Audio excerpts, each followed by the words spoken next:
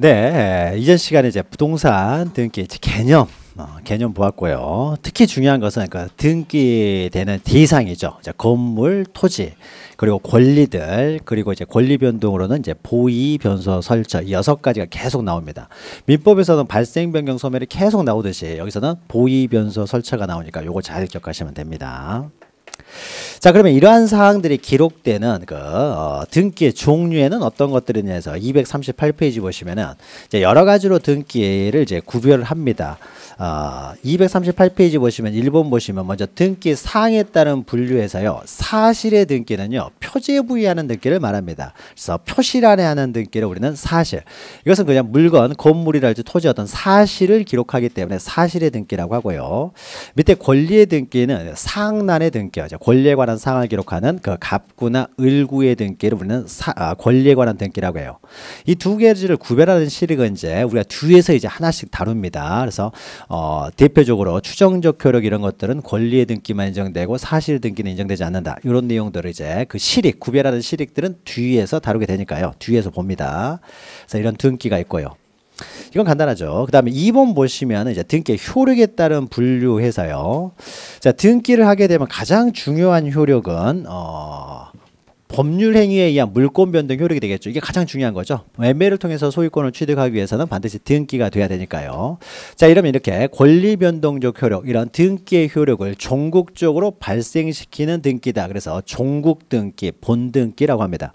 자, 예를 들면 이런 게 됩니다. 자, 갑과 을 사이에요. 을 사이에 X 물건 10억 원의 매매를 원인으로 소유권 이전 등기를 합니다. 소유권 이전 등기. 법률행위에 의한 이제 물권 변동이 되겠죠. 자, 매매는 뭐 4월 1일 날 했고요. 뭐 돈을 뭐 싸들고 다니는 건 아닌 거죠. 이 사람이 매수인이. 그래서 보통 매매 계약을 할 때는 어떻습니까? 그 계약금만 주고 받든지 하게 되는 거죠. 그리고 4월 31일 날 이때 4월 30일에 이때 잔금을 지급하고 이제 소유권을 이전해 주기로 하는 거죠.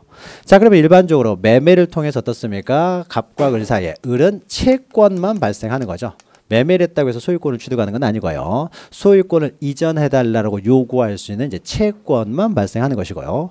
그 다음에 소유권 이전 등기, 채권만 발생하고요. 그러나 채권이 발생했다고 하더라도 그 채권에 따른 이전 등기 청구권, 자, 등기를 해야 되는 거죠. 그러니까 소유권을 이전한다는 것은 소유권 이전 등기를 요구하는 것이 되겠죠. 등기가 돼야 소유권을 취득하니까. 자, 그런데 채권이 발생했지만 지금 당장 청구할 수는 없죠. 이전 등기 청구를 할 수는 없는 거죠. 4월 30일이 기한이 되니까 이행기가 되는 거죠. 그러니까 4월 30일이 되면 비로소 어떻습니까? 청구를 할 수가 있게 되겠죠. 청구권이 발생을 하는 것이죠. 자, 이 청구권은 채권으로부터 발생한 청구권이기 때문에 이제 채권적 청구권이 되겠죠. 채권적 청구권. 그래서 을은 4월 30일 날 이제 소유권 이전 등기, 이때 비로소 소유권 이전 등기 청구권을 행사할 수 있고요. 그래서 청구권을 행사를 통해 가지고 이 사람이 소유권 이전 등기를 하게 되면 이전 등기를 하게 되면 이전 등기 청구만 하는 것이죠. 이전 등기 청구만 하고 할 수 있는 것이고, 이전 등기를 맞추게 되면 어떻습니까? 그때 비로소 을은 소유권을 취득하고 갑은 소유권이 소멸되고 X 부동산의 소유자는 갑에게서 을로 변경되는 물권 변동이 발생하게 되는 거죠. 물권 변동에. 자, 그럼 이렇게 물권 변동의 효력이 전국적으로 발생시키는 등기, 이런 등기를 우리는 본등기라고 합니다. 전국적으로 효력이 발생되기 때문에 종국등기라고 하는 거고요. 본등기, 종국등기라고 합니다. 자, 그러면 요 사이에요. 4월 1일부터 4월 30일까지는 이때는 이때는 어떻습니까? 청구권을 행사할 수는 없는 거죠. 그러면은 요 사이에서 봤을 때 소유권 이전 등기 청구권은 장래의 청구권이 되겠죠. 장래. 4월 15일 날은 청구권이 없으니까요. 청구권이 없죠. 그럼 4월 30일에 비로소 청구권이 발생하니까 4월 15일이 됐을 때는 지금 현재는 청구할 수 없고 장래의 청구권만 있는 것이죠. 이 장래의 청구권을 미리 보존하기 위해서 하는 등기를 이제 가등기라고 하는 거죠. 가등기. 자, 가등기, 우리가 법에서 가짜라는 말이 붙어 있으면요. 가짜가 붙어 있으면은 임시적, 잠정적 이렇게 생각하시면 돼요. 잠정적. 그러니까 본래적 등기가 아닌 등기. 본래적 등기가 아니다라고 하는 것은 임시적으로 잠정적으로 이루어지는 등기다 해서 가등기라고 합니다. 자, 그러면 가등기는 어떤 의미를 갖느냐면요. 가등기는 자 보죠. 이렇게 이런 의미가 있는 거죠. 만약에요. 갑이라는 사람이 지금 현재 소유자가 갑이라고 해보죠. 그래서 갑이 최초의 소유자에서 소유권 이제 보존 등기가 돼 있는 사람이다라고 했을 때요. 보존 등기가 돼 있다. 가장 좋은 것은 그냥 이해가지고 우리 앞으로 소유권 이전 등기 되면 끝나는 것인데 아직 소유권 이전 등기 청구권을 통해서 을이 이전 등기를 하기 전에 갑이 다른 사람한테 이중 매매를 했어요. 이중 매매. 자, 갑이 을하고도 매매 계약을 체결하고 병과도 이중 매매 계약을 체결했다는 거죠. 자, 이중 매매를 체결했어도 반사회적 행위에 적극 가담만 안 했으면 이것도 유효한 것이죠. 유효하니까 병은 갑한테 이제 이전 등기 청구를 할 수 있고요. 언제 이전 등기를 해주기로 했느냐? 이 사람한테는 4월 20일 날 해주기로 했어요. 그래서 을한테 4월 20일 날 먼저 등기를 해줘 버렸습니다. 자, 그러면 이 해가지고요. 병 앞으로 소유권 이제 이전 등기가 되는 거죠. 만약에 가등기가 안 돼 있으면요. 이전 등기가 되겠죠. 자, 그러면은 갑에게서 이제 병에게로 이전 등기가 될 것이고요.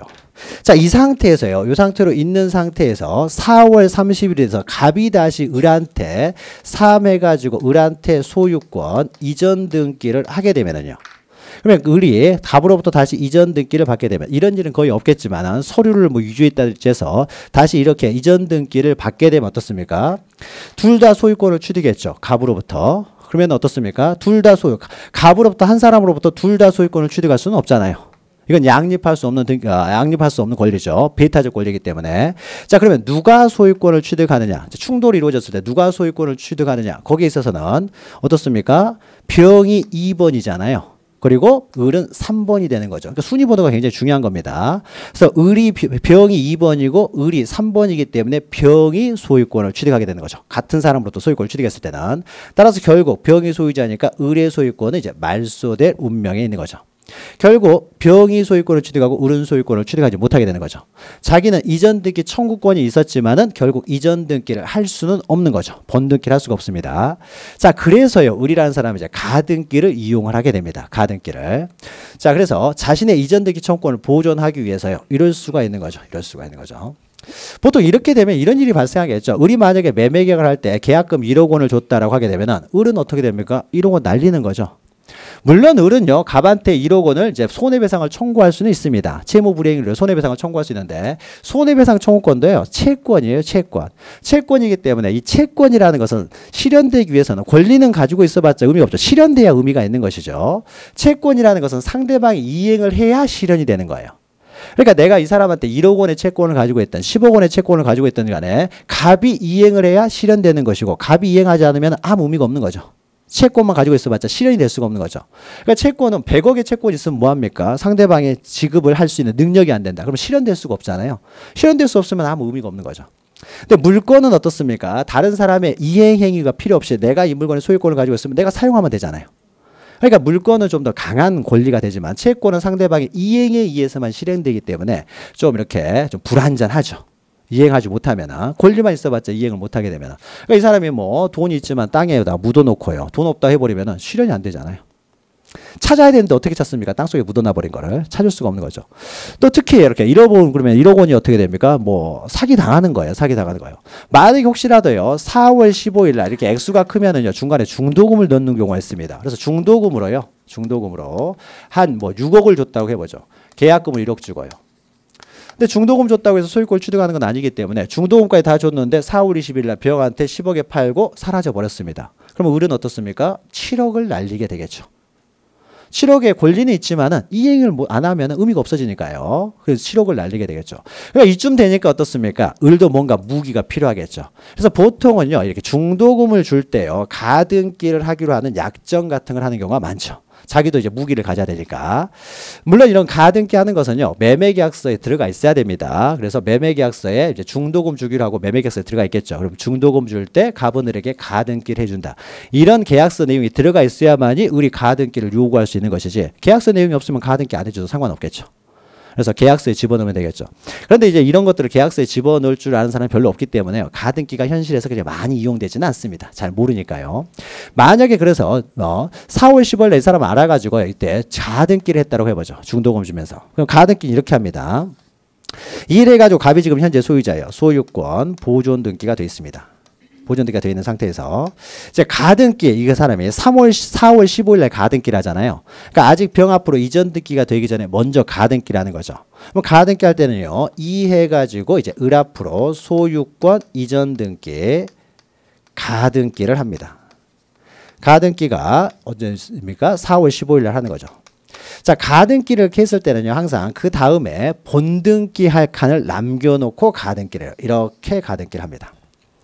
자, 그럼 현재 지금 4월 15일 날 을 앞으로 가등기가 됐어요. 가등기가 됐다고 해서 우리 뭐 소유권을 취득하는 건 아니잖아요. 그렇죠. 잔금 주고 이제 소유권 본등기를 해야 소유권을 취득하는 거죠.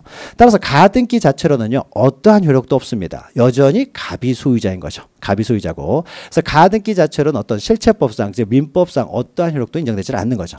자, 이렇게 가등기가 돼 있는데요. 이 상태에서 소유권은 여전히 갑이기 때문에 갑이라는 사람이 4월 20일 날 병한테 팔았어요.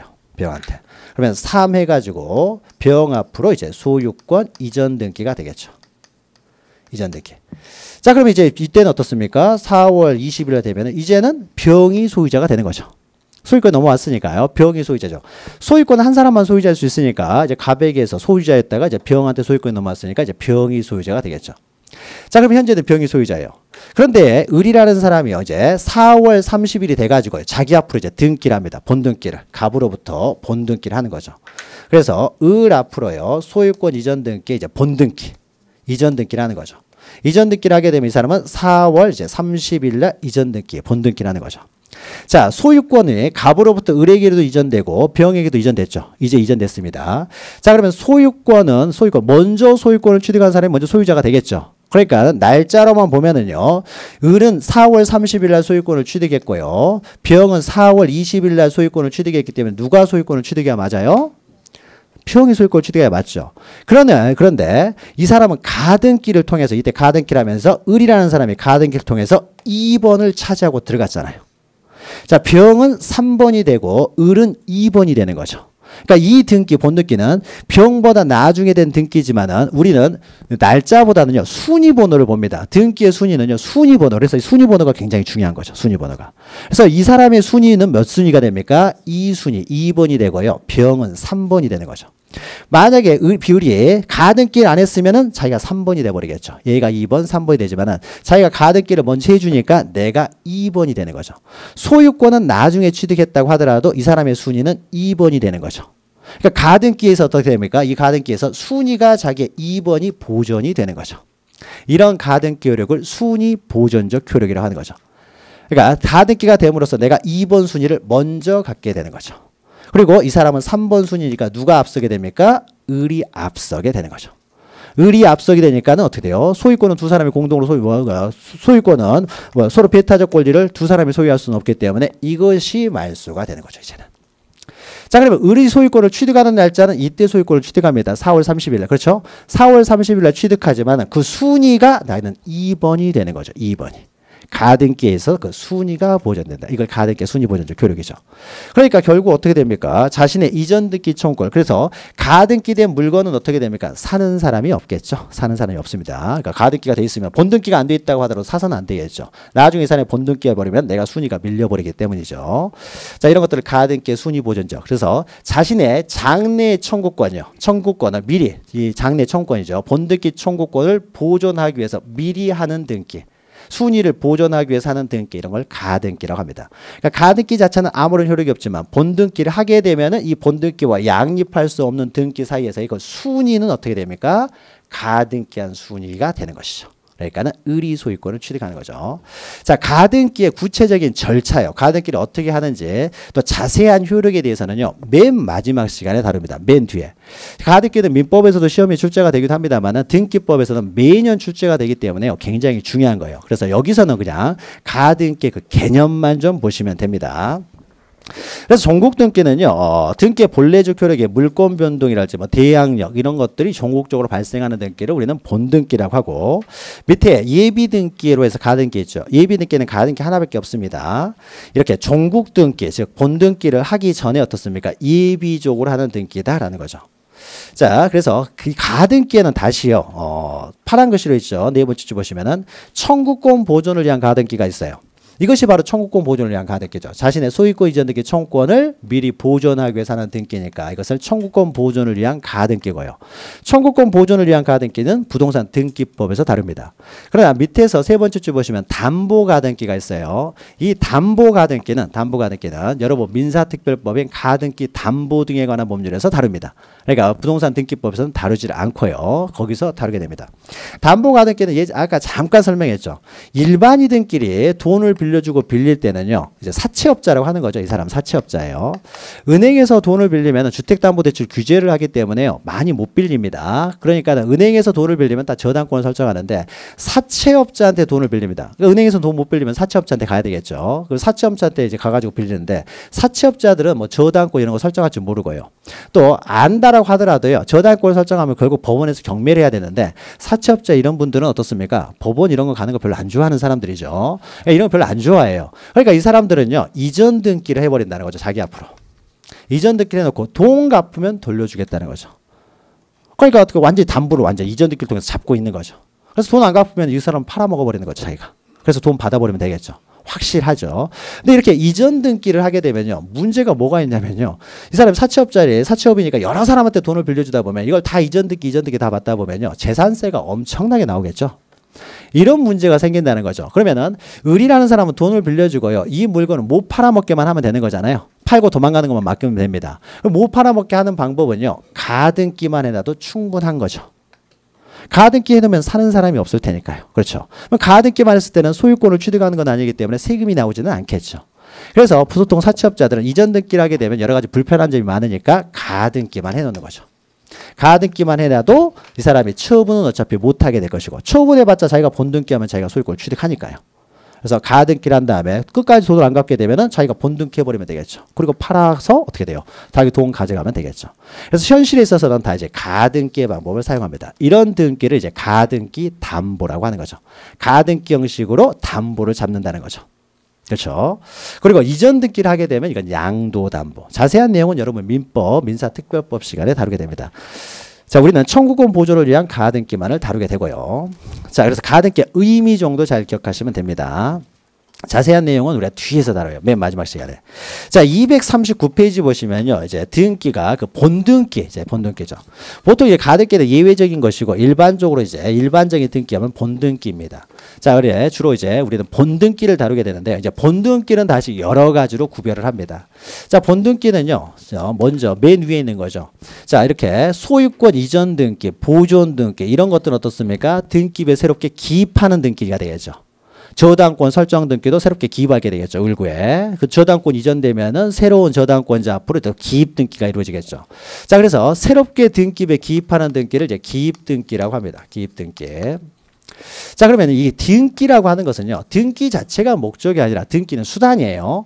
권리관계를 공시하기 위한 수단일 뿐인 것이죠. 수단이지 이 자체가 목적이 되는 건 아닙니다. 그래서 이 등기는요, 이제 실체관계요. 여러분, 실체관계라고 하는 것은 이제 실체 권리관계죠. 이 실체 권리관계는 민법에서 정해지는 거죠. 민법에서 정해지는 실체관계를 공시하는 것을 목적으로 해요. 등기는 실체관계를 공시하는 수단일 뿐입니다. 자, 그런데 이 실체관계하고요, 그래서 등기는 일치가 돼야 되겠죠. 그래야 우리는 등기부 보고 물건을 사니까요. 일치가 돼야 되는데, 만약에요, 등기가, 기입등기가 실체관계하고 이렇게 불일치가 되는 경우가 있죠. 불일치. 자, 이런 불일치가 생기면은요, 등기가 무효가 됩니까? 실체관계가 무효가 됩니까? 등기가 무효가 되는 거죠. 실체관계를 공시하는 수단이 되는 것이니까요. 이것이 먼저고 그 다음에 등기가 거기를 따라오는 거죠. 실체관계를 따라서 공시하는 게 등기인데, 실체관계가 이렇게 변경이 되면 어떻습니까? 등기도 거기서 따라서 변경이 돼야 되는 거죠. 실체 관계가 소멸하게 되면 등기도 이제 소멸을 시켜야 될 것이고요. 실체 관계를 공시하는 게 등기입니다. 따라서 이렇게 불일치가 되면은 우리는 등기부만 보고 어떻습니까? 물건을 사는 경우가 일반적이죠. 그러나 등기에는 우리나라 법이 공신력을 인정하지 않고 있다는 거죠. 공신력을 인정하지 않고 있기 때문에 실체 관계가 불일치하게 되면요. 그 등기만 보고 물건을 산 사람은 손해를 볼 수가 있는 것이죠. 따라서 실체 관계가 불일치하면 얼른 어떻게 됩니까? 이것을 실체 관계에 일치시키는 등기를 해야 되겠죠. 실체 관계에 일치시키는 등기를 통해서 빨리 어떻게 됩니까? 실체 관계와 등기를 일치를 시켜야 되겠죠. 그래야 거래가 안정이 될 테니까요. 자, 그러면은 그 밑에 있는요. 기입 등기 밑에 나오는 등기들은 다 실체 관계와 일치시키는 등기들이 나옵니다. 실체 관계 일치시키는 등기로서 이제 여러 가지 이제 등기들이 등장을 하는데요. 이 여러 가지의 등기들은요. 제4장에서 자세히 다룹니다. 그러니까 여기서는 개념만 잠깐 보고 넘어가시면 돼요. 자세한 내용은 4장에 다루니까. 자, 실체 관계 일치시키는 등기는요. 이 불일치의 모습에 따라서 일치시키는 등기의 형태가 틀려져요. 불일치가 어느 정도로 어떻게 불일치가 되느냐에 따라서 일치시키는 등기 방법도 틀려집니다. 자, 그래서요. 먼저 광의의 변경 등기 넘어가고 그다음에 협의의 변경 등기, 이제 경정 등기 이렇게 두 개가 있는데요. 자, 이 불일치가요. 일부만 불일치합니다. 그러니까 전부가 불일치하는 것이 아니라 일부만 불일치한다. 그러면 이것은 변경 등기나 경정 등기로 일치를 시킵니다. 자, 그럴 때 만약에 불일치, 일부가 불일치가 되는 것이 이것이 후발적으로 일부가 불일치하게 됐을 때 이럴 때는 변경 등기라고 원시적으로 일부가 불일치됐을 때요. 그러니까 예를 들면은 등기를 할 때 처음부터 잘못 등기가 된 거라는 거죠. 원시적으로 일부가 잘못 등기가 되었다. 그러면 이때는 경정 등기를 합니다. 그래서 여기서는 맨 위에 있는 것만 보세요. 그래서 등기상의 일부가 후발적으로 실체관계가 불일치. 후발적으로 일부가 불일치. 경정 등기는요. 일부가 원시적으로 불일치해요. 원시적으로. 그러면 경정 등기를 한다. 불일치의 종류에 따라 틀려집니다. 그 다음에 말소 등기는요. 밑에 있는 말소 등기는 전부가 불일치할 때요. 자, 이런 것들은 전부가 불일치해지는 거죠. 을은 소유권을 취득할 수가 없잖아요. 그러니까 이건 전부가 불일치해요. 이렇게 전부가 불일치하는 경우에는 이제 말소 등기를 하게 됩니다. 말소 등기. 자, 그리고 밑에는요. 말소회복 등기는 말소를 했어요. 그런데 말소를 했는데 이런 경우가 있는 거죠. 이게 말소가 됐어요. 말소가 됐는데 이 가등기 자체가요. 통정 허위 표시에서 이루어지는 가등기였어요. 따라서 그 본등기도 통정 허위 표시에서 이루어진 본등기예요. 그럼 뭐가 말소가 돼야 됩니까? 요게 무효가 돼버리잖아요. 그러니까 요게 무효가 되니까 병이 소유권을 갖게 되는 거죠. 자, 그러면 이 말소된 것을 이제 회복을 해야 되겠죠. 그러니까 말소가 돼서는 안 되는 등기가 말소가 된 거죠. 전부를 말소를 했는데 사실은 이것이 전부 이게 무효라는 거죠. 이게 무효예요. 무효이니까 2번 순위도 갖지를 못하게 되는 거죠. 이 등기가 무효이니까. 자, 무효이면 이제 병이 어떻게 돼요? 소유권을 이제 회복하는 등기랍니다. 말소 등기가 실체관계 불일치한 거예요. 원래는 병이 소유자라는 거죠. 병이 소유자인데 지금 등기부는 말소가 되어 있는 거죠. 그러니까 요 등기를 말소시키면서 그 다음에 요 등기를 이제 말소를 다시 말소시킬 수는 없기 때문에 이 등기는 회복 등기랍니다. 그래서 말소를 시켰는데 그 말소가 잘못됐을 때요. 그래서 있죠. 자, 등기사항의 전부 또는 일부가 부적법하게 말소되었다. 그러면은 말소 등기를 다시 말소할 수는 없기 때문에 회복 등기를 통해서 이제 실체관계하고 일치를 시키는 것이죠. 일치시키는 거고. 또 맨 마지막에 멸실 등기는요. 부동산의 전부가 멸실됐을 때요. 자, 이 건물이 있는데 이 건물이 있으면 건물에 대해서 권리에 관한 이제 등기가 돼 있겠죠. 근데 건물이 사라졌어요. 전부가 사라지게 되면은 이 건물을 목적으로 하는 권리도 소멸하게 되겠죠. 권리도 소멸해야 되는데 등기는 돼 있는 거죠. 그러면은 물건도 없는데 권리에 관한 등기가 됐으니까 이걸 팔아먹을 수가 있잖아요. 모르는 사람 사기칠 수가 있잖아요. 그러니까 빨리 실체관계 일치시키기 위해서 이걸 없애야 되겠죠. 따라서 물건이 전부 사라졌을 때는 실체관계 일치시키기 위해서 이런 경우에는 멸실 등기를 합니다. 말소 등기라는 것이 아니라 물건이 완전히 세상에서 사라졌기 때문에 멸실 등기를 한 다음에 이 등기부는 아예 폐쇄를 시켜요. 물건이 없는데 권리가 성립될 수가 없으니까요. 그래서 이런 경우에는 이제 멸실 등기를 해서 폐쇄를 한다는 거죠. 폐쇄를. 자, 자세한 내용은 우리가 뒤에서 합니다. 4장에서 하니까 이렇게 실체관계 일치시키는 등기로서 밑에 5가지가 있다. 그러니까 기입 등기가 있고 실체관계 일치시키는 등기가 있다라는 거죠. 자, 그 다음에 넘기시면요. 이제 4번 보시면 이제 형식에 따른 분류해 가지고요. 여기 있습니다. 자, 보죠. 자, 갑이라고 하는 사람이요. 갑이라는 사람이 자기가 X 부동산을 담보로요. A은행에서 3억 원을 빌리면서 저당권을 설정해 줍니다. 그러면 A 앞으로 저당권이 이제 설정이 되겠죠. 설정이 되고 받을 돈, 피담보 채권액이 이제 3억이 된다라고 했을 때요. 담보되고 있는 채권이라 그래서 피담보 채권이라고 하는 거죠. 이 채권은 저당권에서 담보되고 있는 채권이 되죠. 자, 그리고 나서 갑이 다시 또 B은행에 가가지고요. B은행에 가서 또 저당권을 설정을 하고요. 저당권을 설정을 하고 또 3억 원을 빌렸습니다. 자, 그러면요. A한테 먼저 저당권을 빌려가지고 A가 먼저 저당권 넣게 되면 이 사람이 1번 순위, 1번 저당권이 되겠죠. 그리고 B라는 사람이 이제 다음으로 돈을 빌렸기 때문에 이 사람은 2번 순위의 저당권이 되겠죠. 자, 그러면요. 이 사람이 1번 저당권이고 이 사람은 2번 저당권이고요. 이렇게 뭐 등기를 할 때요. 독립된 이렇게 순위 번호를 붙여서 하는 등기 이런 것들을요. 독립등기라고 합니다. 독립된 번호를 붙여서 하는 등기를 독립등기라고 하는 거죠. 독립된 순위 번호를 붙인다는 거죠. 이렇게. 그럼 이런 경우에 소유권 이전 등기도 어떻습니까? 이렇게 독립된 순위 번호를 붙인다는 거죠. 이 순위는 나중에 권리가 서로 충돌됐을 때 그 순위에 의해서 권리가 결정이 된다는 거죠. 그러니까 순위 번호는 굉장히 중요합니다. 이때 독립된 이렇게 순위 번호를 붙여서 하는 등기를 우리는 독립등기라고 해요. 독립등기. 이걸 또 주등기라고 합니다. 자, 그러면요. 이 물건에 대해서요. 이 물건에 대해서 아무한테도 돈을 갚지 못해가지고 결국 경매가 들어갔습니다. 경매가 들어갔는데 이것이 5억으로 떨어져 버렸어요. 5억으로. 자, 그러면 모두가 만족을 받을 수가 없잖아요. 6억으로 떨어지면 아무 문제가 없는데 5억으로 떨어지면 또 순위가 이제 정해야 되겠죠. 다 받을 수가 없기 때문에. 그러면 순위에 따라서 먼저 우선 면제를 받는 거죠. 그러면은 A가 먼저 3억을 받고 그 다음에 그 순위에 따라서 B가 이제 2억을 받게 되는 거죠. 이렇게 독립된 번호를 붙여서 하는 등기를 이제 독립등기라고 해요. 자, 그런데 아직 경매가 되기 전에요. 경매가 되기 전에 이 A라는 사람이요. 자, 이 등기는 A가 소유권을 갖게 된 것은 만약에 이것은 저당권을 갖게 된 건 4월 1일 날 등기가 됐고요. 요 등기는 5월 1일 날 등기가 됐어요. 자, 이 상태에서 A라는 사람이 자신의 3억 원을요. C한테 이전을 합니다. 채권을 C에게 이전을 해요. 자, C에게 이전을 하게 되면요. 이 저당권이라는 것은 채권을 담보하기 위한 수단일 뿐입니다. 따라서 이게 주된 권리고 저당권은 이제 종된 권리가 되겠죠. 3억 원의 채권을 이전하게 되면 종된 권리인 저당권도 항상 함께 움직여요. 이걸 저당권의 이제 수반성 이렇게 하는 거죠.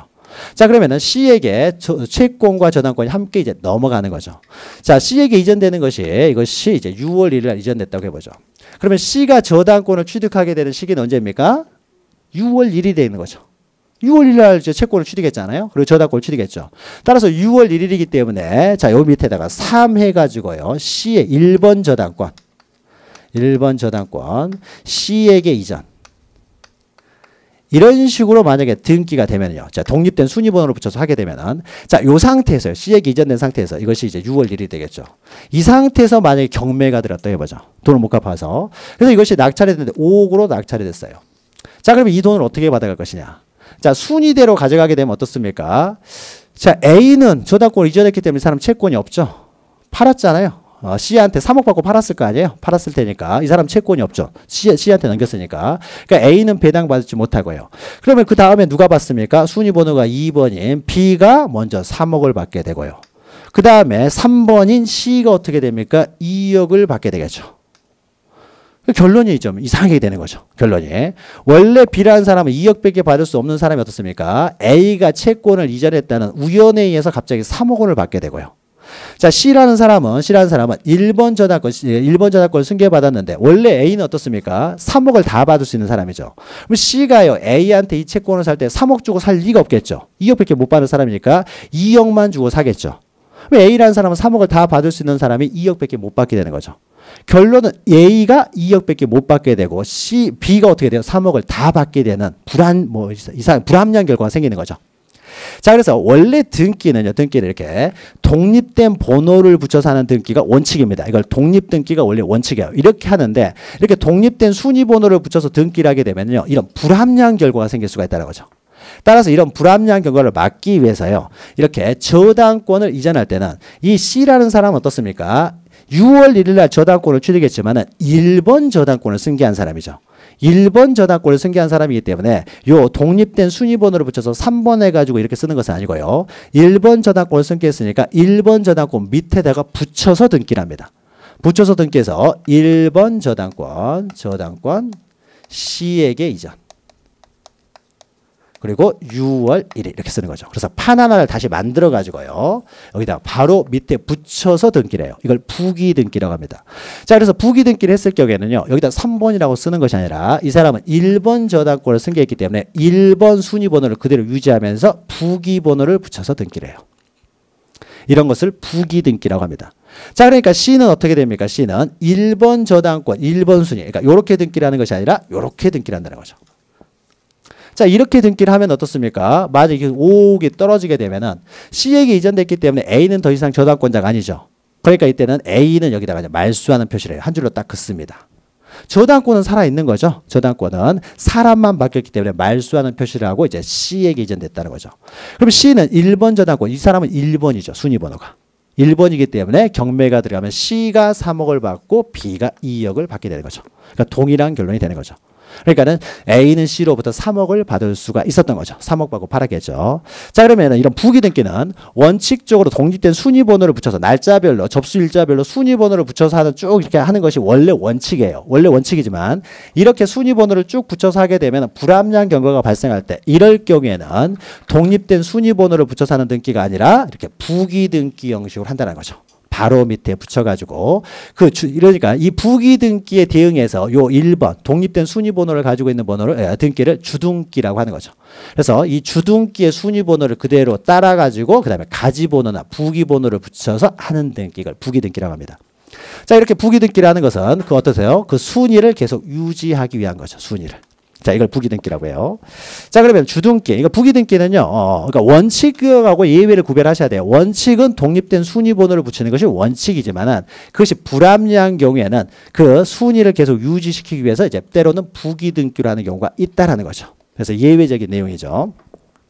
자, 주등기는요. 기존 등기의 독립적인 표시 번호나 순위 번호에 이어지는 그 독립된 번호를 붙여서 하는 등기를 말하는 거고요.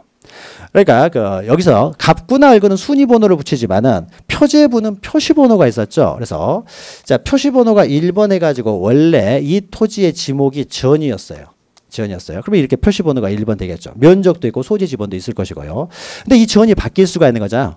과수원으로 바뀝니다. 과수원으로 바뀌었을 때는요. 2 해가지고 그냥 과수원으로 적어요. 여기는 부기 등기를 할 필요가 없어요. 표시는요. 권리의 충돌 문제가 생기지가 않는다는 거죠. 충돌 문제가 생기지 않기 때문에 항상 표시번호, 표제부의 등기는 항상 독립된 순위번호를 붙여서 과수원에서 다시 또 답으로 바뀌었다 그러면 답.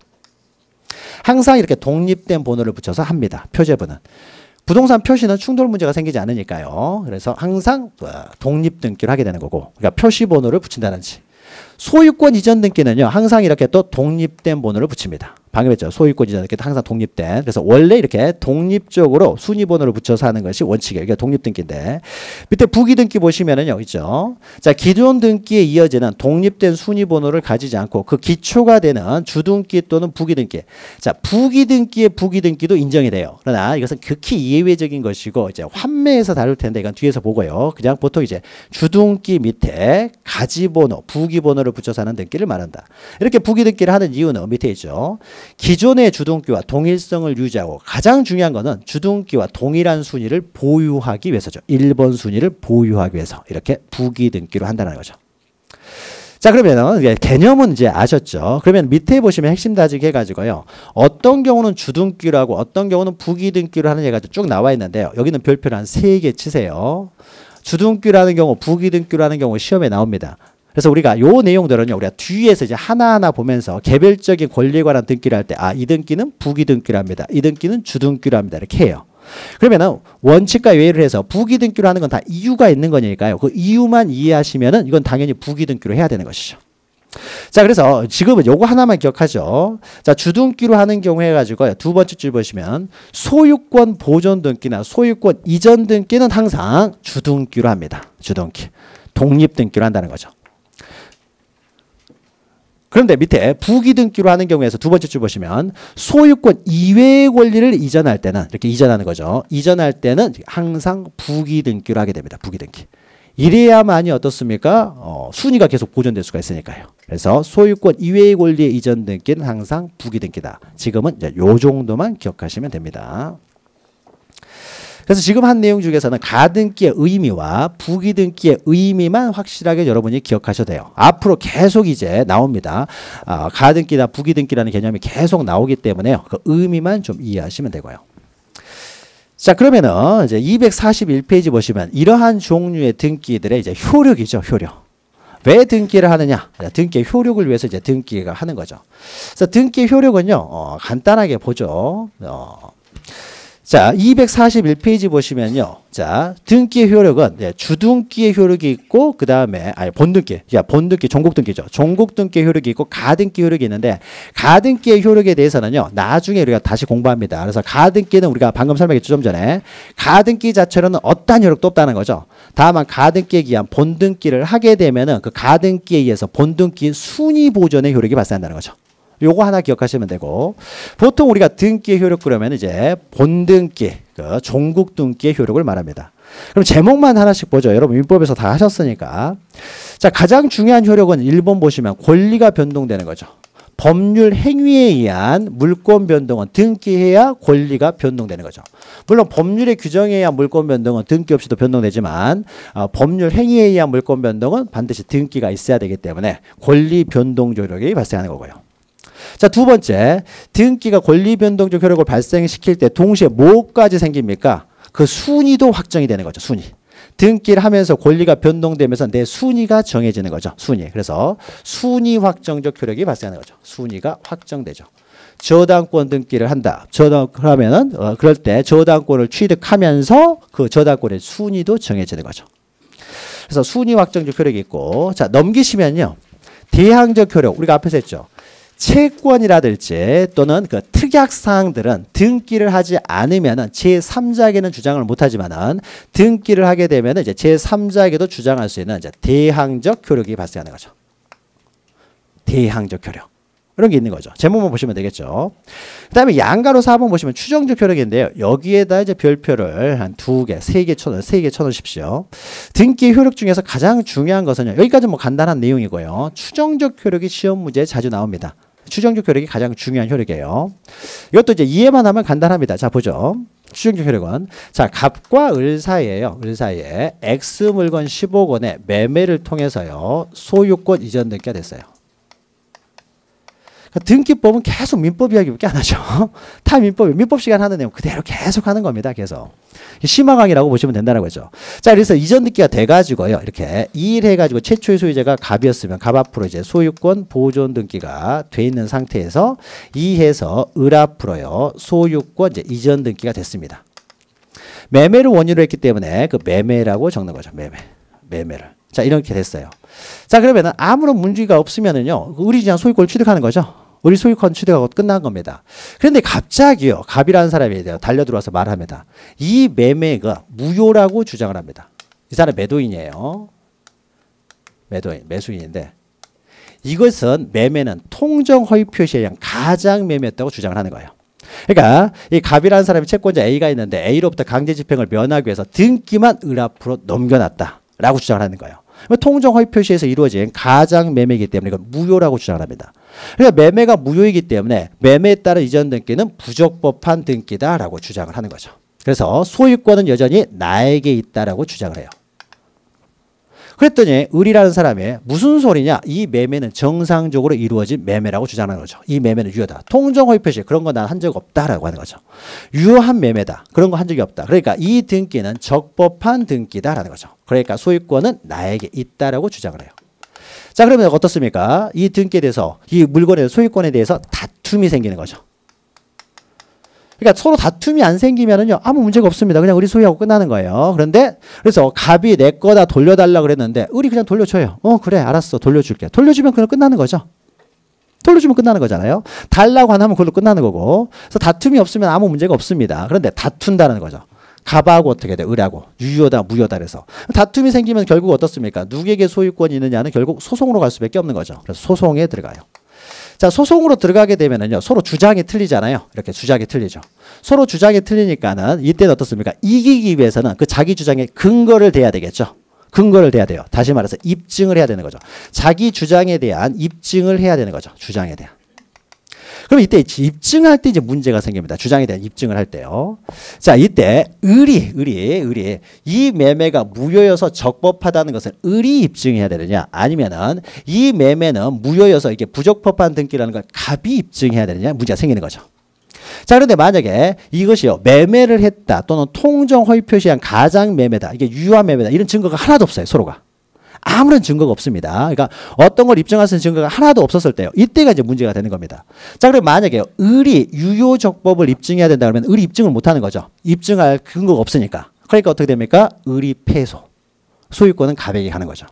근데 만약에 반대로요, 갑이 이 매매의 무효와 부적법을 입증해야 된다 그러면 이 사람도 무효를 입증할 자료가 없어요. 자료가 없으니까 어떻습니까? 입증을 못하죠. 그러니까는 갑이 패소, 그러니까는 소유권은 을에게 가는 거죠. 자, 그러니까 누가 입증을 해야 되느냐는 어떻습니까? 소송의 승패를 좌우하는 거죠. 누가 입증해야 되냐, 소송의 승패가 좌우됩니다. 자, 그러니까 입증 책임을 누구한테 부담할 것인가는 패소될 가능성이 높기 때문에 이런 입증 책임을 패소 위험성이라고 해요. 그래서 우리가 계약이라 할 때 어떻습니까? 입증하기 위해서 이걸 다 서류화시키고 녹음도 하고 하는 거죠. 이런 것들이 있으면 상관없는데 그런 증거가 하나도 없으면은 입증을 내가 해야 되는 사람이 지게 되는 거죠. 지게 됩니다. 그러면 이때 누가 입증을 해야 되느냐, 이게 문제가 생기는 거예요. 누가 입증해야 되느냐, 입증해야 되는 사람이 지게 되니까요. 자, 그러면 일단 이렇게 등기가 되어 있다라면요, 등기가 만약에 안 돼 있으면은요, 안 돼 있으면 의리갑한테 이제 이전 등기를 청구하게 되겠죠. 등기가 안 됐으니까 지금 소유권 넘겨달라고 할 거 아니야. 매매가 유효니까 소유권 넘겨달라고 하겠죠. 갑이라는 사람은 매매가 무효니까 나는 못 주겠다 하게 되겠죠. 아직 등기가 되기 전이니까 요건 없겠죠. 그럴 때는 우리가 일반적으로 의리, 자신의 권리를 입증해야 됩니다. 권리는 항상 원칙적으로 권리자가 입증을 하는 거예요. 그러니까 의리 매매계약서 들고 와서 매매계약 했지 않느냐, 그러니까 넘겨달라고 하는 거죠. 근데 이 사람이 매매계약서가 아무것도 없어요. 그러면 의리 어떻게 돼요? 이전 등기를 청구하게 돼가지고 갑이 무효다라고 다투면은 의리 패소하게 되겠죠. 그러니까 증거를 가지고 있어 매도인, 아니 매수인이죠. 매수인이나 임차인 이런 사람들은 계약서를 가지고 있는 거죠. 가지고 있어야 해서 나중에 이제 입증을 해야 되는 거니까요. 그런데 만약에 등기가 되어 있을 때, 이때는 입장이 다릅니다. 등기가 되어 있으면은 이제 이전 등기가 되어 있는 거죠. 자, 이전 등기는 우리가 뒤에서 보겠지만요, 등기는 그냥 되는 게 아니에요. 이 사람들이 와가지고 등기해 주세요 그러면은 등기가 네 알았습니다 등기하는 것이 아니라요, 심사를 거쳐서 됩니다. 그러니까 등기의 공신력이 인정되지 않기 때문에요, 엄격한 심사를 거칩니다. 그렇죠. 그래서 등기하고 실체관계가 일치해야 되기 때문에 여러 가지요, 절차를 통해 가지고 심사를 거쳐서 등기를 해요. 그래야 공신력이 인정되지 않는 등기에 있어서 등기의 진정성이라도 확보가 되어야 거래가 안전이 될 테니까 심사를 거쳐서 등기를 합니다.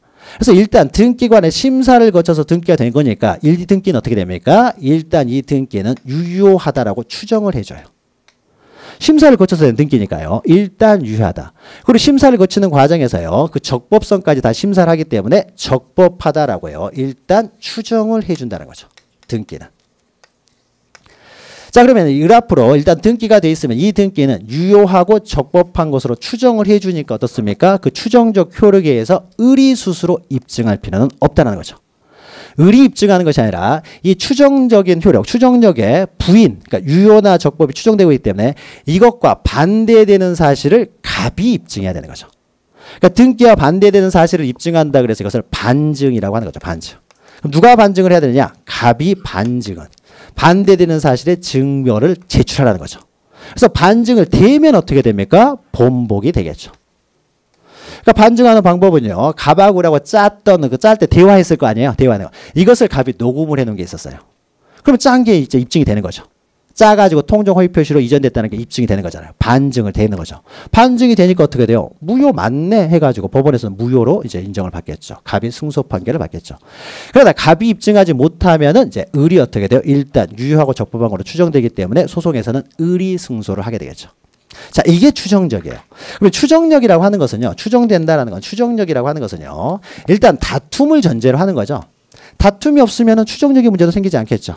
다툼이 있어가지고 소송에 들어가게 되면 입증의 문제, 누가 입증할 것이냐 문제가 생기는데, 이때 입증을 누가 입증할 것인가 관련돼서 일단 등기가 돼 있으면 유효적법이 추정되기 때문에 등기가 돼 있는 사람이 스스로 유효적법을 입증할 필요 없고, 이것과 부인하는, 등기된 내용을 부인하고자 하는 사람이 입증을 해야 된다라는 거죠.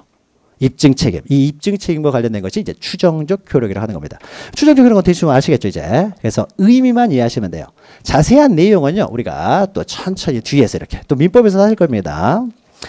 자, 그래서 추정적 효력은요. 왼쪽에 있는 242페이지 내용만 좀 보시죠. 여기 있는 것만. 자, 여기서 추정적 효력이죠. 4 해가지고 적어야 되겠네요. 4 이제 추정력이죠. 자, 추정력은 무효인 등기라고 하더라도요. 이게 무효일 수도 있습니다. 갑이 반증을 해버리면 무효가 돼버리겠죠. 그렇죠? 통정 허위 표시라는 것을 갑이 입증을 해버립니다. 그러면 이게 매매가 무효가 될 것이고 등기도 부적법 무효가 되겠죠. 그러나 일단 무효가 나중에는 무효가 될 지연장 어떻습니까? 지금 당장은 누가 입증해야 돼요? 갑이 입증을 해야 된다는 거죠. 그래서 무효라는 무효인 등기라고 하더라도요. 무효인 등기 결과적으로는 무효인 등기라고 하더라도 일단 그 무효는 갑이 입증을 해야 된다는 거죠. 그래서 무효인 등기라도 그에 부합하는 권리가 실체법상으로도 존재하는 것으로 추정을 한다는 거죠. 추정을 합니다. 따라서요. 등기 사실의 진실성을 부인하려는 자가 그에 대한 주장 입증 책임을 진다. 이것이 바로 이제 소송을 전제로 하는 거죠. 소송에서 이렇게 소송이라고 쓰세요. 여기다 소송에서 나오는 문제입니다. 추정력이라는 것은 소송에서 나오는 거예요. 다툼이 있어서 소송을 들어갔을 때 나타나는 현상입니다. 자, 니은 보시면요. 추정력은 권리 등기에만 인정되고 사실의 등기에 대해서는 인정되잖아요. 그래서 우리가 권리 등기, 사실의 등기를 나누는 이런 어떤 실익이 여기서 나옵니다.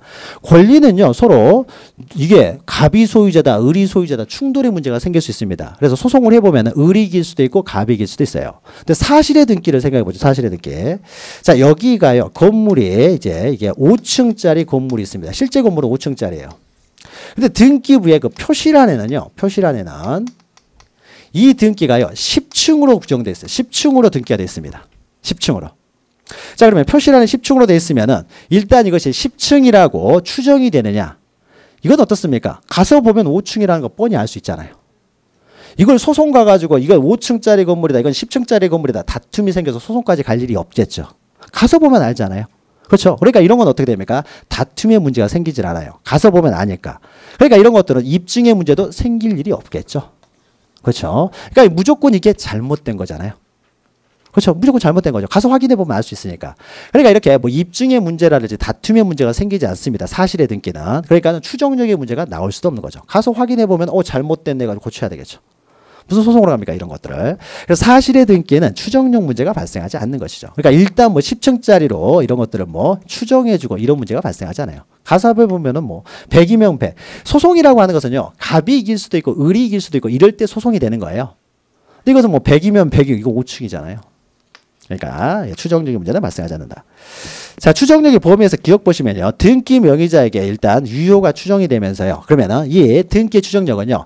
이 전 등기 명의 갑에 대해서도 추정력이 미친다는 거죠. 그러니까 갑하고 을하고 다툼이 생겼을 때도 갑이 입증을 하라는 겁니다. 갑이. 그래서 전 명의자에 대해서도 내가 소유권을 취득했던 전 명의자에 대해서도 추정력은 미친다라는 거죠. 을 등기를 할 때 다 심사를 거쳤을 테니까요. 이거 중요합니다. 제3자뿐만 아니라 전 명의자에게 인정된다. 그리고 니은 보시면 등기의 존재는요. 등기 절차의 적법성뿐만 아니라 그 전 단계까지 다 이렇게 유효한 걸로 봐요. 자, 을 앞으로 일단 등기가 됐을 경우에 이것이 토지고요. 토지거래 허가구역의 토지다라고 하는데 등기가 됐다는 의미는 뭐겠습니까? 토지거래 허가를 받았으니까 등기가 됐을 거 아니에요. 등기관이 토지거래 허가를 받았는지 안 받았는지 다 심사를 합니다. 심사를 통해서 등기가 됐다는 건 뭐예요? 일단 토지거래 허가도 받은 것으로 다 추정이 되는 거죠. 그래서 전 단계, 그래서 뭐 토지거래 허가 절차를 받았다. 다 적법성이 추정이 되는 거죠. 자, 그 다음에 디귿 보시면은요, 이제 기재된 등기 권리, 뭐 소유권뿐만 아니라요. 옆에 보시면 저당권 같은 경우는 피담보 채권의 존재. 자, 저당권 등기를 할 때는요, 저당권 등기 옆에 피담보 채권 얼마를 빌렸는지 5억 이런 것들이 어떻게 됩니까? 등기가 되는 거죠. 그러니까 등기가 돼 있다는 거예요. 자, 심사를 거쳐서 등기가 된 거기 때문에 이것도 5억이다라고 일단 추정이 되겠죠. 그리고 또 앞에는 뭐 등기 원인 매매도 어떻습니까? 유효인 매매로 추정이 되겠죠. 추정이 될 거 아니에요. 다 심사를 거쳐서 된 등기니까 다 유효적법. 그래서 등기부에 기록되어 있는 내용들은 다 유효적법이 추정이 됩니다. 그리고 그 전 단계, 우리가 토지거래 허가라든지 그 전 단계도 다 유효적법하게 추정이 된 거죠. 그러니까 심사의 대상이 됐던 것들은 통과를 했기 때문에 다 유효적법하게 추정이 된다는 것이죠. 자, 그리고 두 번째 거기 보면 뭐 대리권의 존재예요. 자, 등기를 이것을 등기를요, 본인이 직접 한 것이 아니라 대리인이 등기를 했어요. 근데 대리인이 등기해서 등기가 됐다는 것은 그 사람이 대리권이 있었으니까 등기가 됐을 거 아니에요. 그러니까 등기가 대리권이 있었다라는 사실, 이런 것들도 다 추정이 된다는 거죠. 추정이 된다. 라는 겁니다. 자, 요런 내용이에요. 그러니까 유효적법이 다 추정이 된다라는 것이죠. 그래서 반대되는 사람, 반대를 주장하는 사람, 부인하고자 하는 사람이 입증을 해야 된다는 거죠. 자, 추정적 효력은 한 요 정도 보시고요. 오른쪽에는 이제 추정적 효력을 좀 이제 깊이 들어가는 내용인데 그것은 뭐 천천히 보셔도 되니까 추정적 효력의 이제 개념 일단 보시면 되고요. 그 다음에 오른쪽 보시면 양가로 5번에요. 243페이지 보시면은 그 다음에 후등기 저지력이라는 게 있는 거죠. 5번 후등기 저지력. 이것은 이제 자, 갑이라고 하는 사람이요. 1번으로 전세권을 설정해 줬어요. 전세권. A 앞으로 전세권을 설정했어요. 전세금 이제 3억 받고. 자, 이 상태에서 자, 저당권이 설정됐을 때는요. 2번 저당권 설정할 수가 있습니다. 저당권자는 사용하는 권리는 아니죠. 지금 갑이 사용하고 있잖아요. 갑이 사용권을 가지고 있는데 다른 사람이 사용권을 갖지는 못합니다. 사용권이라는 것은 내가 사용하고 있으면 배타적 사용권을 가지고 있기 때문에 누구도 사용을 못하는 것이죠. 그러니까 저당권자는 자기가 사용하는 권리가 아니에요. 그러니까 1번 저당권, 2번 저당권이 얼마든지 설정될 수 있어요. 그러나 전세권은 어떻습니까? A 앞으로 전세권을 설정해버리면 이 토지도 누가 사용하는 겁니까? 이제 A가 사용하고 있잖아요. 그러니까 A가 배타적으로, 다시 말해서 그 기간, 전세권 전속 기간 동안은 A가 배타적으로 사용하고 있기 때문에요. 다른 사람에게 사용권을 줄 수가 없다라는 거죠. 전세권 등기를 3억 이렇게 어떻게 돼요? 할 수가 없다라는 거죠. 예, 용의권이라는 것은 사용 수익권이기 때문에 내가 배타적으로 사용하면 누구도 사용할 수 없는 거잖아요. 그러니까 다른 사람한테 사용권을 줄 수가 없습니다. 그래서 전세권 등기가 돼 있으면 뭐 지상권, 전세권, 임차권 이런 등기를 할 수가 없어요. 양립할 수가 없다는 거죠. 자, 그래서 일단 이렇게 등기가 돼 있으면요. 이와 양립할 수 없는 등기를 할 수 없도록 하는 등기, 이런 것들을 후등기 저지욕이라고 해요. 그래서 만약에요. 전세권 등기가 돼 있는데 또 전세권 등기가 돼 있으면 이거는 당연무효예요. 이런 등기는 할 수가 없는 등기죠. 할 수 없는 등기가 돼 있으니까요. 사용수익권은 배타성을 갖습니다. 내가 사용할 수 있으면 아무도 사용을 못하니까요. 자, 그래서 이런 것들을 후등기 저지라고 해요. 그런데 만약에 이럴 때를 생각해 보죠. 만약에 갑이라는 사람이 원래 A가 전세권자가 맞았습니다. 그래서 전세권 존속기간이 다 지났어요. 존속기간이 다 지나면은 전세권의 이제 용의권적 기능이 소멸할 것이고요. 거기다 갑이 3억까지 지급을 했어요. 3억까지 지급하게 되면 전세권의 담보권적 기능도 소멸하고요. 그러니까 전세권은 완전히 소멸하는 것이죠. 그러니까 3억까지 받았고 전세권 존속기간 다 만료됐고 3억 받았으니까 A는 이제 가는 거죠. 전세권은 당연히 소멸한 거죠. 소멸했음에도 불구하고 등기가 아직도 남아 있습니다. 그럼 이 등기는 어떻게 됩니까? 무효인 등기가 되겠죠. 아무런 효력이 없는. 실체관계가 존재하지 않는데 등기가 됐으니까 무효인 등기가 돼요. 자, 그러면 이렇게 무효인 등기일 경우에 1번 전세권이 무효인 등기일 경우에는 그러면 이렇게 2번 전세권 설정 등기를 할 수가 있느냐예요. 자, 이런 경우에도요. 비록 이것이 무효라고 하더라도 우리가 등기부만 봤을 때는 어떻게 돼요? 요것만 보는 거죠. 이 전세권 등기가 무효인지 아닌지는 조사해봐야 아는 것이고요. 외부에서는 알 수가 없는 것이죠. 외부에서는 알 수 없습니다. 그러니까 등기부만 보게 되면 잘못된 등기가 되는 거죠. 전세권이 있는데 그대로 또 전세권 등기가 됐으니까 뭔가 잘못된 등기라는 거죠. 따라서 비록 이 등기가 무효인 등기라고 하더라도요. 이와 양립할 수 없는 등기는 할 수가 없습니다. 그래서 만약에 B의 전세권 등기를 설정하기 위해서는요. 반드시 그것을 말소를 해야 되는 거죠. 말소를 해야만이 전세권 등기를 이제 설정할 수가 있게 됩니다.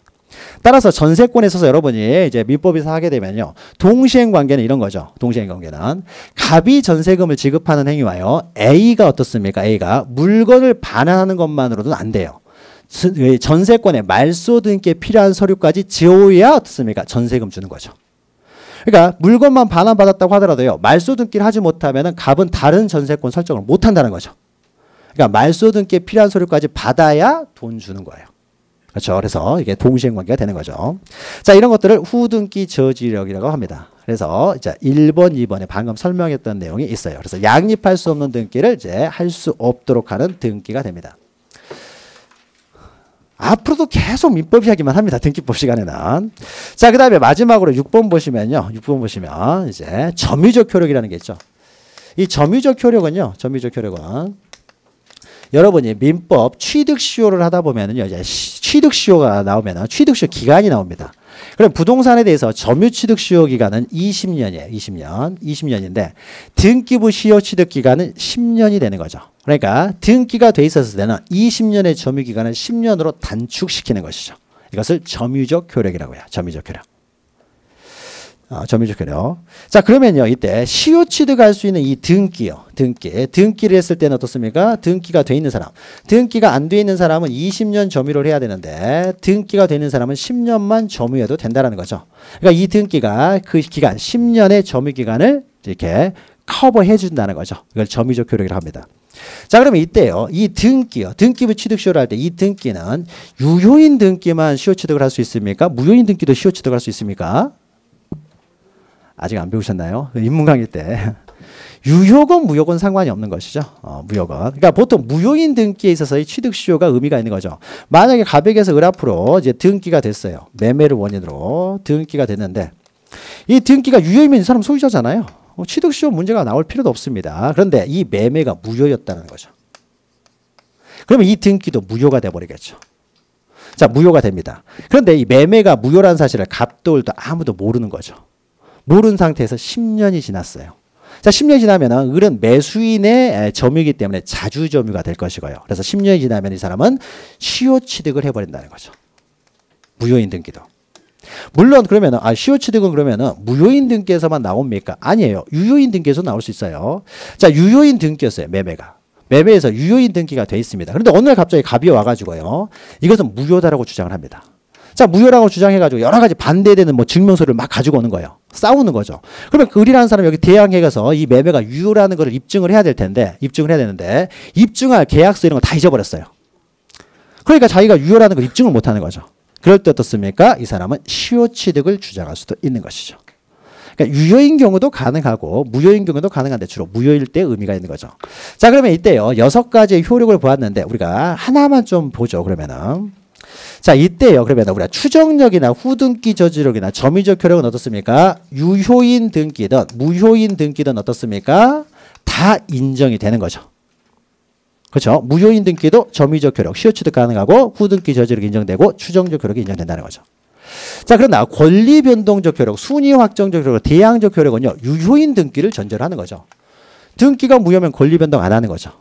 다만 시효 취득은 할 수가 있겠지만 일단 권리 변동은 못 하는 거죠.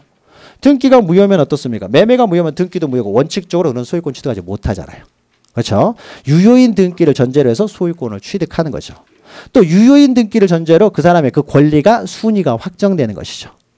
또 유효인 등기를 전제로 이 사람의 임차권에 대항력이 발생하는 것이지 등기가 무효이면 대항력이 발생할 수가 없는 거죠.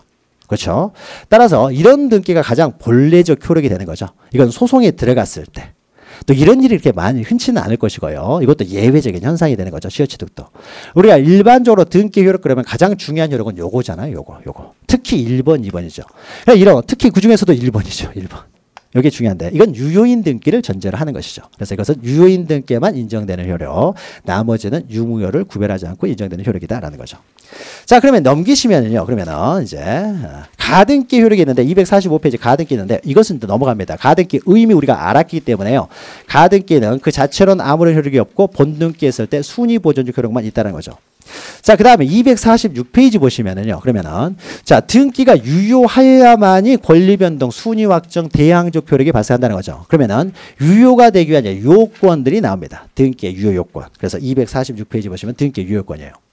자, 그러면은, 유효가 되기 위해서 요건, 그 유효 요건을 갖춰야 되는데, 유효 요건은 어떤 것들이 있느냐 해가지고요. 유효 요건은, 일단 그 등기는 어떻습니까? 실체 관계를 공시하는 것이기 때문에요. 등기가 유효하기 위해서는 실체 관계에 부합해야 돼요. 실체관계의 부합. 실체관계라고 하는 것은 권리관계를 말하는 거죠. 실체 권리관계. 권리관계를 말하는 겁니다. 자, 권리변동은요. 가장 중요한 게 권리변동적 효력인데 권리변동은 주로 법률 행위에 의해서 변동이 되기 때문에 실체관계에 부합한다는 것은 일반적으로 그 법률 행위에 부합을 해야 된다는 거죠. 당사자 간의 법률 행위에 부합을 해야 된다는 거죠. 좀 더 깊이 들어가면 이때 유효 요건 가장 중요한 것은 권리변동적 효력인데 권리변동은 일반적으로 법률 행위에서 발생하기 때문에 실체관계에 부합해야 된다는 것은 법률 행위에 부합해야 된다. 자, 법률 행위는 의사표시를 본질적 요소로 하기 때문에 그 의사표시의 내용에 부합해야 된다는 거죠. 그랬을 때 유효하다라는 거죠. 그러니까 갑이 을한테 팔았는데 병 앞으로 등기가 됐어요. 의사하고 전혀 다르게 등기가 되는 거잖아요. 다 무효가 되는 거죠. 전세권 설정 계약을 했어요. 전세권에 대한 의사표시를 했는데 임차권 등기가 됐어요. 의사표시에 부합하지 않죠. 그러니까 다 무효인 등기가 되는 것이죠. 이렇게. 그래서 실체관계에 부합하는 등기해야 된다는 거죠. 이게 첫 번째 요건이에요. 그래서 실체관계에 부합하지 않으면 다 무효가 됩니다. 그래서 1 보시면 실체적 유효 요건이죠. 이것이 바로 실체관계에 부합해야 된다는 거죠. 자, 이 실체관계는요. 어떻습니까? 여러분 민법에 의해서 결정이 되는 거죠. 민법 시간에 배우는 내용이잖아요. 그래서 실체관계에 부합해야 된다. 이 실체적 요건은 민법 시간에 하기 때문에요. 등기법에서는 일단 생략을 합니다. 이거 여러분이 배우셨다며요. 최혜든 선생님한테 들어봤더니 다 배우셨다 그래서 여기는 생략하고요. 나중에 다루긴 합니다. 3, 4월에 다룰 테니까 여기서 그냥 넘어가면 됩니다. 그 다음에 두 번째 요건이요. 두 번째 요건은 실체관계에 부합한다고 하더라도 그 등기는 적법 절차에 따른 등기가 돼요. 적법 절차. 적법 절차에 따른 등기. 그러면 이때 적법 절차예요. 자, 절차는요. 민법에 규정되어 있지는 않습니다. 절차는. 그러면 이 절차를 규정되어 있는 이 적법한 절차를 규정하고 있는 법이 바로 부동산 등기법이죠. 그래서 실체관계 일단 일치하는 걸 전제로 하고요. 그 다음에 부동산 등기법에서 규정하고 있는 절차에 따른 등기가 된다는 거죠. 적법한 절차. 그래서 실체적 유효 요건이 있고 넘기시면은요. 249페이지 보시면 형식적 유효 요건이 있죠. 이것이 바로 절차적 요건이에요. 절차적 요건. 그러면 요 내용은 민법에서 다루는 것이 아니라 이제 부동산 등기법 시간에 다루게 됩니다. 그럼 여기서부터가 이제 시작이 된 거예요. 부동산 등기법은 여기서 지금까지는 민법하고 거의 겹치는 내용이고요. 그래서 그럼 부동산의 등기법에서 규정해 놓은 그 절차, 적법한 절차가 되기 위한 적법 절차는 어떤 것들이 있느냐? 그 내용들을 이제 부동산 등기법 시간에 제 2장부터 하나씩 공부를 하게 됩니다. 2장부터. 그래서 2장부터는 그 절차를 이제 하나씩 다루게 되는 것이죠. 그래서 우리가 2장부터 다룬다. 이 정도만 보시고요. 그러니까 실체적, 형식적 요건 우리가 2장부터 다루기 때문에 이제 2장으로 넘어가면 되는 것이죠. 그래서 그 실체적 유효 요건과 관련해서 이거 여러분이 이런 것들을 하나 좀 지나가다 보면은 이게 실체관계에 부합한다는 이 단어가 굉장히 어렵습니다. 굉장히 추상적인 것이죠. 그래서 제가 구체적으로 법률행위에 부합해야 된다, 의사표시에 부합한다 이런 것을 하는데 이 예만 하나만 듣고 여기 하나만 하고 이렇게 좀 멈추도록 쉬도록 하죠. 자 보면요, 갑과 을 사이에요. 갑과 을 사이에 매매를 통해서요. 매매를 통해서 소유권 이전 등기가 됐습니다. 이거 많이 나오죠. 많이 나와요. 그래서 이렇게 해가지고 1에서 갑이 있고 2에서 을 앞으로요. 소유권 이전 등기가 된 거죠. 그리고 매매. 그런데 만약에 매매가 무효이면 어떻습니까? 매매가 무효이면요. 소유권 이전 등기도 무효가 되겠죠. 그러니까 이 등기는 어떻게 돼요? 실체관계 법률행위에 부합하지 않는 등기니까 이건 무효가 되는 거죠. 그런데 만약에요. 갑과 을 사이에는요. 은닉행위로 증여가 있었어요. 통정허위 표시가 나오는 거죠. 그래서 이 매매가 통정 허위 표시지만 증여가 있었다는 거죠. 그러면 갑은 아버지고 자식이 을인데 갑이 을에게 증여를 하고 싶었어요. 그래서 을도 증여받고 싶었지만은 어떻습니까? 증여세가 많이 나올 것 같으니까 매매한 것처럼 꾸며가지고 소유권 이전 등기를 한 거라는 거죠. 자, 그러면 이때 여러분 통정 허위 표시에서 증여는 유효하잖아요. 자, 증여가 유효하면은요. 갑은 어떻습니까? 소유권을 이전할 의사는 있었던 거죠. 을도 소유권을 이전받을 의사는 있었던 거죠. 그러니까 을 앞으로 소유권 등기는 어떻습니까? 실체관계, 즉 당사자의 의사에 부합하는 등기라는 거죠. 비록 이 매매는 무효예요. 매매는 무효잖아요. 가장매매니까. 그러나 이 등기는 어떻게 돼요? 갑은 을에게, 을은 갑에게 소유권을 이전에 대한 의사는 있었다는 거죠. 그러니까 이 등기는 어떻습니까? 유효하다는 거죠. 자, 우리가 등기하고 실체관계 약간 좀 구별되는 것들이 있는데 이것도 민법에서 나오는 거죠. 똑같이. 그래서 이렇게 보시면 돼요. 자, 우리가 등기라고 하는 것은요. 매매는 무효였다고 하더라도 등기는 권리관계를 공시하는 거예요. 자, 권리관계를 공시함으로써 거래 안전을 위한 겁니다. 그러면은 이 물건을 사고자 하는 병은요. 병은 을이 소유자가 아니냐, 소유자냐 아니냐 이게 중요한 것이지 을이라는 사람이 매매를 통해서 취득했느냐, 증여를 통해서 취득했느냐, 상속을 통해서 취득했느냐 이건 중요한 게 아닌 거죠. 소유자냐 아니냐 이것만 중요하잖아요. 그래서 그 등기는요. 소유권 그 권리만 제대로 공시하면 된다는 거죠. 권리만. 따라서 등기 원인에 이렇게 무효라고 하더라도 그 권리만 유효하면은요. 등기는 유효하다고 봐요. 이게 바로 실체관계라는 겁니다. 그래서 약간 이런 것들이 있긴 하지만요. 이런 것들은 뭐 실체관계라는 의미 좀 이해하시고요. 자, 그러면은 잠시 쉬었다가요. 본격적으로 등기 절차 조금만 할게요. 조금만 등기 절차 잠깐 들어가도록 하겠습니다. 잠시 쉬었다 보도록 하죠.